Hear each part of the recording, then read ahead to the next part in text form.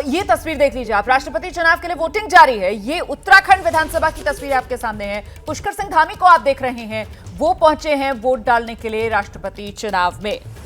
तो अलग अलग राज्यों की ये तस्वीरें लगातार आप तक पहुंचा रहे हैं। राष्ट्रपति चुनाव में वोटिंग का दिन आज है। 10 बजे से वोटिंग शुरू हो चुकी है। शाम 5 बजे तक ये सिलसिला यूं ही लगातार जारी रहेगा। ये तस्वीर देहरादून से आई है, जहां उत्तराखंड की विधानसभा में सीएम पुष्कर सिंह धामी वोट डालने के लिए पहुंचे, मार्क करते हुए कैंडिडेट को। और इसके बाद सामने आप देख रहे हैं वो मतपेटी रखी हुई है, उसी में ये कागज मोड़कर फोल्ड करके उसको मतपेटी में डालेंगे। देखिए, मार्क कर दिया उन्होंने, चुन लिया है अपना वोट उन्हें किसको देना है, और अब मतपेटी में वोट डालते हुए। तो देश भर की सभी विधानसभाओं में यही सिलसिला लगातार जारी है। माननीय पहुंच रहे हैं अपनी विधानसभाओं में वोट डालने के लिए। और जो संसद हैं, लोकसभा के सांसद 543, राज्यसभा के सांसद 233, कुल सांसदों की संख्या 776 सांसद संसद भवन परिसर पहुंच रहे हैं वोट डालने के लिए। अच्छा देखिए, इसमें जो कुल वोट है, संख्या जो होगी वो बैठती है 4809। 776 तो सांसद हैं और देश भर की अलग अलग विधानसभाओं में विधायकों की जो संख्या है वो 4033 है। तो कुल वोटों की जो संख्या है वो बैठती है 4809। लेकिन राष्ट्रपति चुनाव में जो वोटों की गिनती है वो संख्या के हिसाब से नहीं होती है, बल्कि उसका वैल्यू होता है, वोट वैल्यू होती है, और वो आबादी के अनुपात के हिसाब से होती है। सांसदों के वोट के लिए ये वोट वैल्यू तय है। एक सांसद का वोट 700 उसकी वैल्यू है। वहीं विधायकों की जो वोट वैल्यू है वो अपने अपने राज्यों की आबादी के लिहाज से तय होती है। ये तस्वीरें मध्य प्रदेश विधानसभा की, भोपाल की ये तस्वीरें आपके सामने हैं। मध्य प्रदेश के मुख्यमंत्री शिवराज सिंह चौहान पहुंच गए हैं विधानसभा में वोट डालने के लिए, और विधायक उनका स्वागत करते हुए, अभिवादन करते हुए, आशीर्वाद लेते हुए तस्वीरें आप देख रहे हैं। हम सीधे आपको लेकर चलते हैं। ब्रजेश राजपूत यहीं मध्य प्रदेश विधानसभा से हमारे साथ मौजूद हैं। ब्रजेश, तैयारी पूरी मध्य प्रदेश विधानसभा में माननीयों की वोट डालने की? तस्वीरें हम देख रहे हैं, पहुंचे हैं शिवराज सिंह चौहान। अच्छा, मैं रुक करूंगी ब्रजेश का, लेकिन उससे पहले एक बार फिर से आपको लेकर चलते हैं संसद भवन परिसर की तस्वीरें आप देख रहे हैं। गृह मंत्री अमित शाह भी पहुंच चुके हैं वोट डालने के लिए। गृहमंत्री अमित शाह सांसद हैं, वोट डालने के लिए पहुंचे हैं। प्रधानमंत्री नरेंद्र मोदी ने सुबह ही वोट डाल दिया था और गृह मंत्री अब पहुंचे हैं वोट डालने के लिए। वहां पर आप देख रहे हैं लंबी कतार, कई और सांसद जो इस वक्त मौजूद हैं, और उसी क्रम में गृह मंत्री अमित शाह भी वोट डालने के लिए पहुंचे हैं। तो 10:46 का अभी समय हो रहा है और 11 बजे से संसद सत्र भी शुरू हो जाएगा। अनुप्रिया पटेल भी नजर आ रही हैं, पीछे खड़ी हुई हैं। सभी माननीय हैं, कतार में इंतजार कर रहे हैं अपनी बारी का। अलग अलग दलों के ये सभी सांसद जो इस वक्त कतार में मौजूद हैं वोट डालने के लिए, महामहिम के लिए, ये मतदान जो हो रहा है आज। प्रधानमंत्री नरेंद्र मोदी की ये तस्वीर, सुबह ही 10 बजे जब समय शुरू हुआ वोट डालने का, वो पहुंचे संसद भवन और वोट डाला। और योगी आदित्यनाथ उत्तर प्रदेश विधानसभा में राष्ट्रपति चुनने के लिए वोट डालने वाले पहले व्यक्ति बने। वहीं आप तीसरी तस्वीर देख रहे हैं गृहमंत्री अमित शाह की, वो भी पहुंच चुके हैं वोट डालने के लिए। तो सांसद कुल 776 हैं, जिसमें राज्यसभा के 233 और लोकसभा के 543। द्रौपदी मुर्मू और यशवंत सिन्हा के बीच सीधी टक्कर, आमने सामने का मुकाबला। लेकिन आंकड़ों के लिहाज से अगर बात की जाए और जिस तरीके से पार्टियां मुखर होकर अपना जो प्रेफरेंस है वो पहले ही बता चुकी हैं, आंकड़ों में बाजी साफ तौर पर द्रौपदी मुर्मू के हाथ में है। बतौर एनडीए उम्मीदवार द्रौपदी मुर्मू की जीत पक्की मानी जा रही है।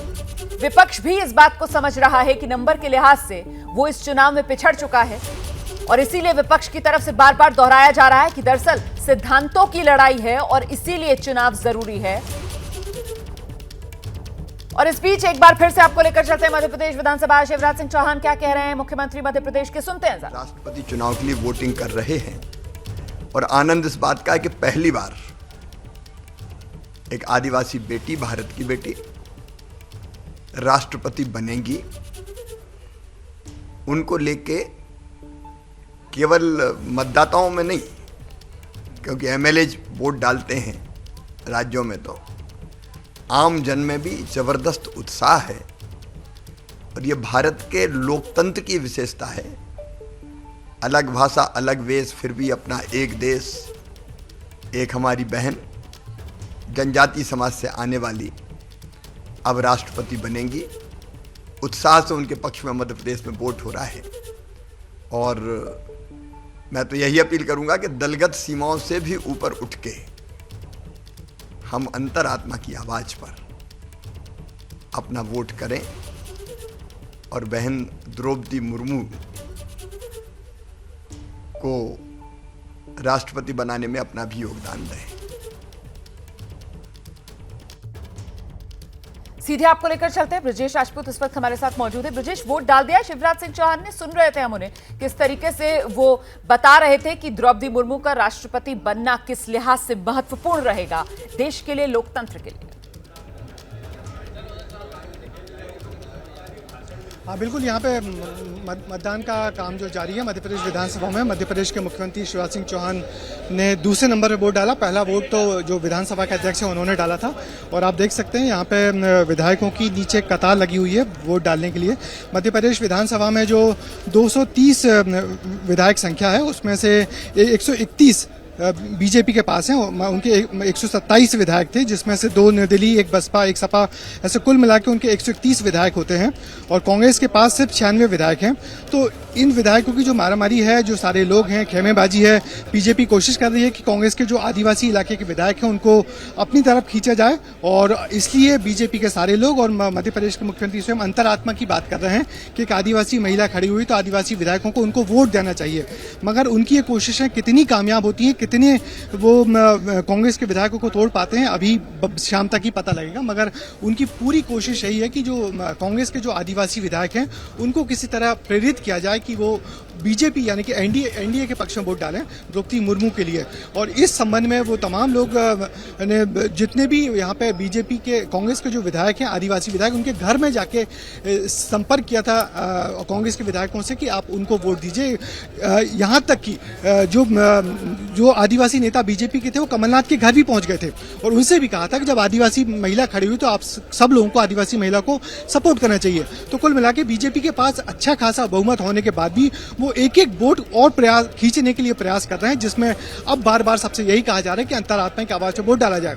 जब हमने यहाँ के संसदीय मंत्री से पूछा कि कांग्रेस के कितने लोग टूट के आ रहे हैं तो उनका कहना है तो कांग्रेस वाले बताएंगे, मगर शाम तक ही पता लग पाएगा कि कांग्रेस के किन आदिवासी विधायकों ने यदि पाला बदला है या नहीं बदला है, बाद में ही पता लगेगा। मगर फिलहाल बीजेपी की पूरी कोशिश है कि ज्यादा से ज्यादा वोट करवाए जाएं। 131 विधायक तो उनके पास हैं ही, 1 बसपा का है, 2 निर्दलीय है, 1 सपा के। सारे विधायकों को अपने खेमे में वो पहले ही कर चुके हैं और अब कोशिश है कांग्रेस के आदिवासी विधायकों को तोड़ने की। तो देखना है कि शाम तक क्या रिजल्ट होता है और कितने लोगों को वो अपने खेमे में ला पाते हैं आदिवासी महिला को वोट देने के नाम पर।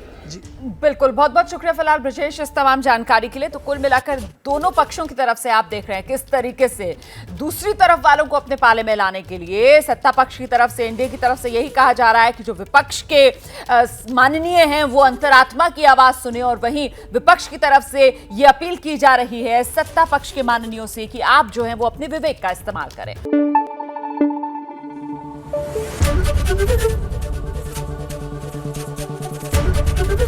एबीपी न्यूज आपको रखे आगे।